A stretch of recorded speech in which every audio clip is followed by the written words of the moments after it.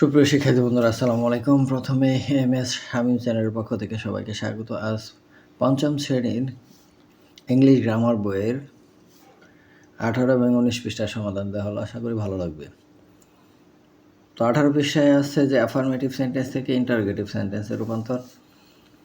তো কীভাবে affirmative sentence থেকে ইন্টারোগেটিভ রূপান্তর করা যায় তার রুল সহ কিছু উদাহরণ নিয়ে আলোচনা করব। ভালো করে খেয়াল করলে তোমরা এগুলো পরীক্ষায় আসলে দিতে পারবে।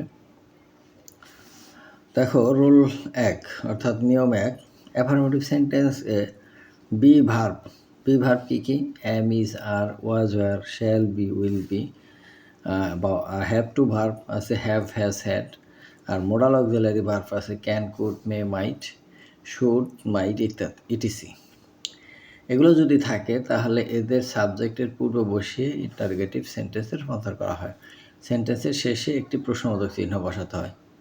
অর্থাৎ নিয়ম হচ্ছে, আমি আবার পড়ি, যে অ্যাফার্মেটিভ সেন্টেন্স থেকে ইন্টারোগেটিভ সেন্টেন্সের রূপান্তরের সময় যদি অ্যাফার্মেটিভ সেন্টেন্সে এই বি ভার্ব প্রথমে am, is, are, was, were, shall be, will be এগুলো থাকে তাহলে, এবং have verb have, has, had, এবং modal auxiliary verb can, could, may, might, should, ETC যদি থাকে, অর্থাৎ ইত্যাদি থাকলে এদেরকে সাবজেক্টের আগে নিয়ে বসাই দিলেই ইন্টারোগেটিভ সেন্টেন্স হয়ে যায় এবং শেষে একটা প্রশ্নবোধক দিতে হয়। যেমন I am going to school, এখানে অ্যামটা হচ্ছে অক্সিলারি ভার্ব, অর্থাৎ বি ভার্বের মধ্যে এটা পড়ছে অ্যাম।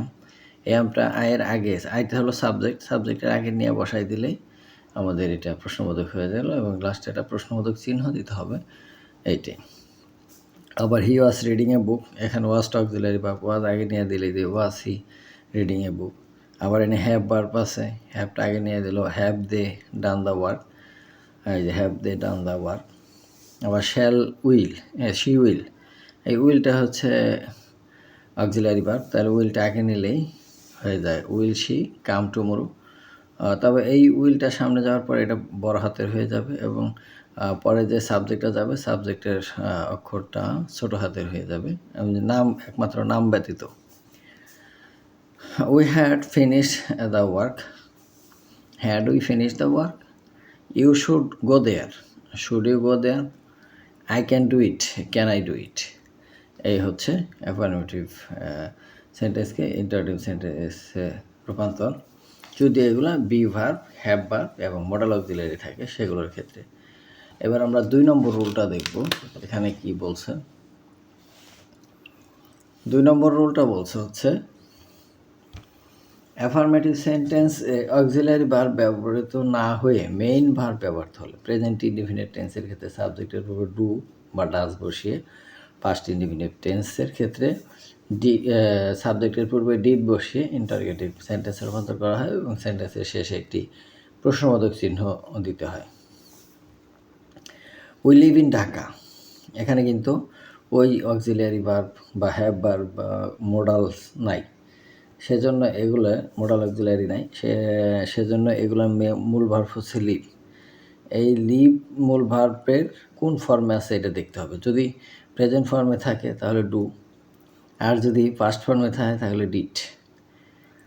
ঠিক আছে, তাহলে এখানে লিভ এটা প্রেজেন্ট ফর্মে আছে, do we live in Dhaka.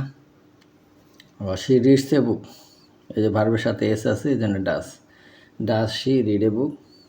যখন এখানে ডাস হয়ে যাবে তখন এই রিডের সাথে এস যেটা থাকবে এটা উঠে যাবে। হি রোট এ লেটার, রাইটের পাস্ট টেন্স রোট, তাহলে এটা পাস্ট টেন্স আছে রোট, তাহলে এখানে ডিড বসবে, did he write a letter. যখন ডিড হয়ে যাবে তখন এই রোটটা প্রেজেন্ট ফর্ম হয়ে যাবে right. They talk to me, এই টকড পাস্ট টেন্সে আছে, ডিড দে টক, এই ইডি বাদ যাবে, talk to me. Rona borrows a book, borrows S আছে তাহলে ডাস রোনা বড় এ বুক। এই হচ্ছে এখানকার উদাহরণ। এখানে এখন 19 পৃষ্ঠায় কিছু এক্সারসাইজ দেওয়া আছে। প্রথমে নিচের সেন্টেন্সগুলোকে নেগেটিভ অর্থাৎ অ্যাফার্মেটিভকে নেগেটিভ এর রূপান্তর, তার নিচে কিছু উদাহরণ আছে যে অ্যাফার্মেটিভকে কীভাবে ইন্টারোগেটিভ করা হয়। তো আমরা প্রথমেই এই অ্যাফার্মেটিভ থেকে নেগেটিভ করার যে নিয়মগুলো শিখছিলাম এর আগের ভিডিওতে, সেখানের কিছু উদাহরণ এক্সারসাইজ এখানে দেওয়া আছে। এক্সারসাইজগুলো আমরা এখন করে দেখব। তাহলে খাতায় প্রথম আমি উঠাই নিছি, তারপরে এখানে তোমাদের করে দেখাবো। প্রথমটা আছে আই লার্ন মাই লিসন। এখানে কিন্তু অক্সিলারি ভার্ব এবং be verb, have verb, modals verb এগুলো কিন্তু নাই। না থাকার কারণে do not, does not, did not এগুলো আসবে। তো লার্নটা যেহেতু প্রেজেন্ট ফর্ম, সেক্ষেত্রে এখানে আই ডু নট আসবে। I do not learn, learn my listen, এটা হচ্ছে নেগেটিভ হয়ে গেল। তারপর এটা আছে উই আর স্টুডেন্ট, যেহেতু মোডালস আছে তারপরে নট বসাই দিলে হয়ে যায়। তাহলে উই আর নট স্টুডেন্টস।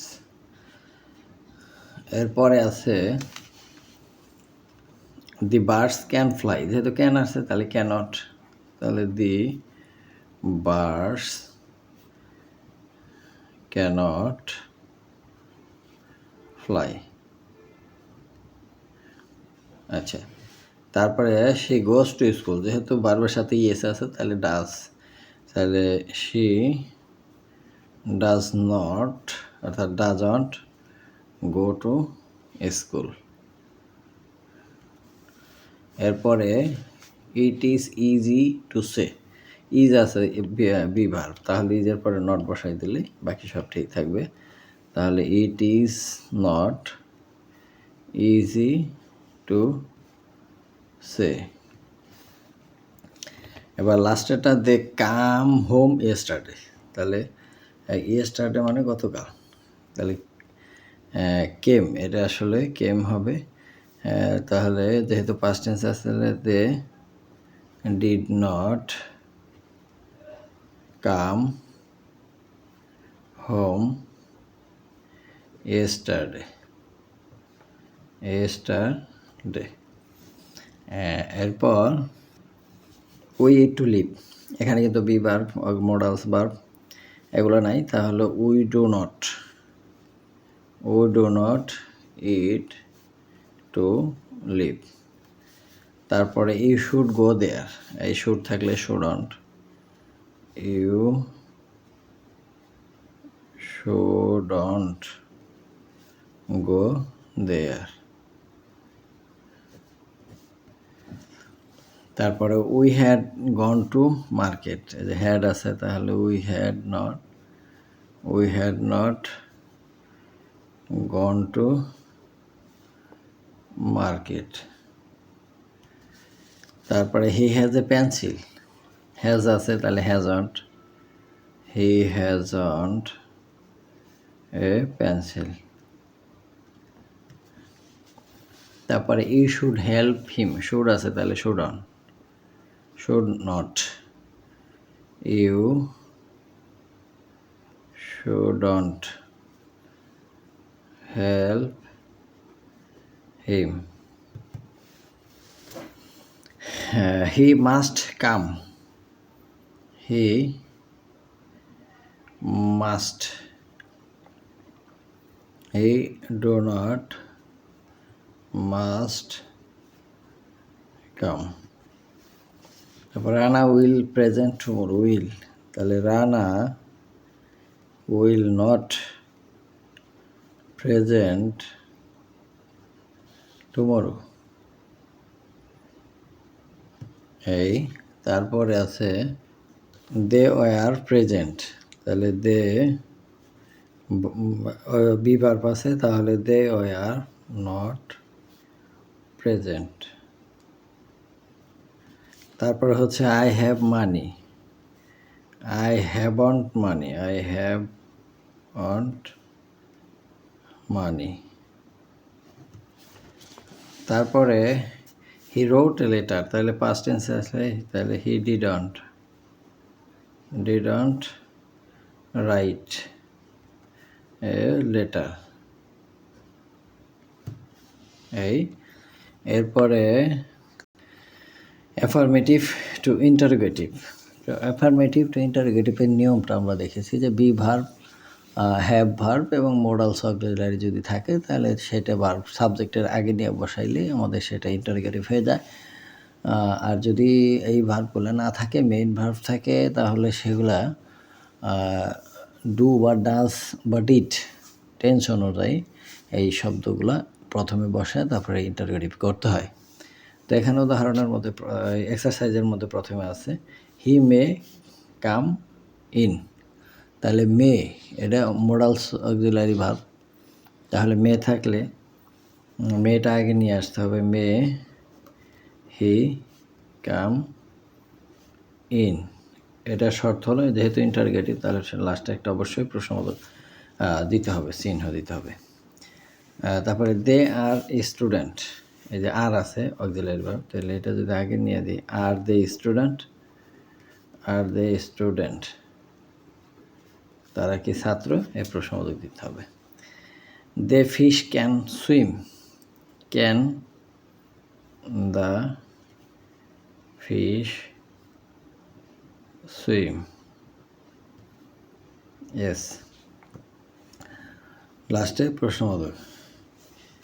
এরপর আছে শি গোস টু স্কুল, এই যে গোস ইএস আছে, তাহলে does she go to school, এই ইএসটা ডাজের সাথে চলে গেছে আর ওটা মুক্ত হয়ে গেছে। It is easy, is auxiliary verb, তাহলে ইজটা আগে না, ইজ ইট ইজি টু সে।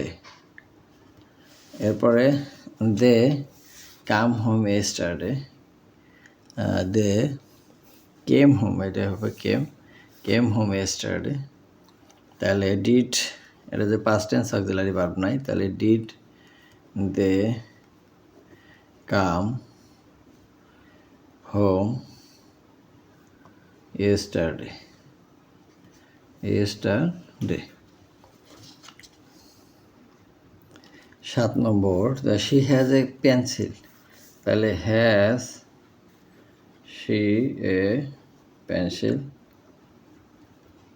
প্রশ্নবোধক। You should go there, should you go there, প্রশ্নবোধক। হি wrote a letter, did he write a letter, প্রশ্নবোধক। We eat to live, do we eat to live, প্রশ্নবোধক। You should help him, should you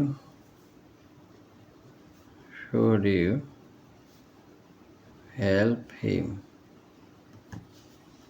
প্রশ্নবোধক। I learn my lesson, do I learn my lesson, এটা প্রশ্নবোধক। Rana will present tomorrow, will আছে তাহলে উইলটা সামনে দিয়ে দিলে তো উইল রানা প্রেজেন্ট টুমরো, প্রশ্নবোধক। দে ওয়ার প্রেজেন্ট, তাহলে ওয়ার দে প্রেজেন্ট,